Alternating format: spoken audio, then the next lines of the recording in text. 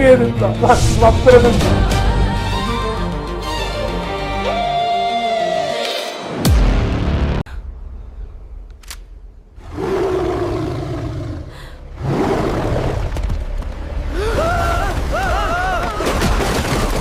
একের পর এক ধামাক দেখিয়ে চলা ধারাবাহিক দুনিয়া টাকার গোলাম প্রতিনিয়ত চমক দেখিয়ে চলেছে। দর্শকরা যেভাবে ধারাবাহিকটিকে পছন্দ করছে, তেমনি পরিচালকও দর্শকদের সামনে দুর্দান্ত ধামাকা পর্ব নিয়ে ধরা দিচ্ছে। এবার ধারাবাহিকটির দর্শকরা 24 নাম্বার পর্বে দেখতে চলেছে ধামাকা পর্ব। ইতিমধ্যেই তো মন্ত্রীর গুন্ডা লোকগুলো মন্ত্রী শেহজাদি যে শততা ব্যাংক লুট করেছে এটা জানতে পেরে শেহজাদের বাড়িতে এসে হানা দেয়। ফাতেমা ও ফাতেমার মায়ের উপরে পিস্তল তাক করে, এমনকি গলায় কুড়াল ধরে ফাতেমা ও ফাতেমার মাকে শেষ করে দেওয়ার জন্য।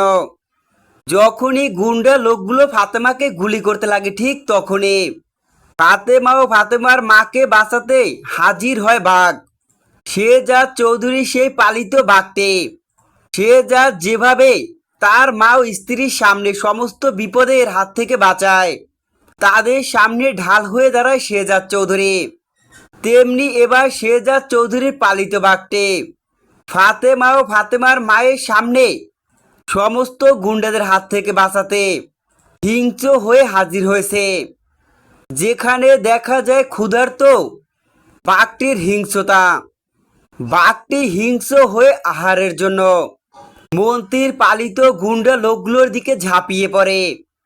অন্যদিকে তো শেহজাদ চৌধুরী তার মতো দেখতে হওয়া সেই গোলামকে খুঁজে বেড়াচ্ছে। পুলিশের কাছ থেকেও কোনো খবর না পেয়ে সমানে তার ফোর্স দিয়ে সমস্ত জায়গায় খোঁজ নিচ্ছে শেহজাদ চৌধুরী, কিন্তু কিছুতেই গোলামকে খুঁজে পাচ্ছে না। এদিকে তো বাঘের ভয়ে শেহজাদের বাসা থেকে পালিয়ে যেতে বাধ্য হয় গুন্ডা লোকগুলো বাঘের হাতে আহার হওয়ার হাত থেকে বাঁচতে সবাই পালিয়ে যায়। দুনিয়া টাকার গোলাম ধারাবাহিকের দর্শকরা 24 নাম্বার পর্বে এমনই ধামাকা দেখতে পাবে।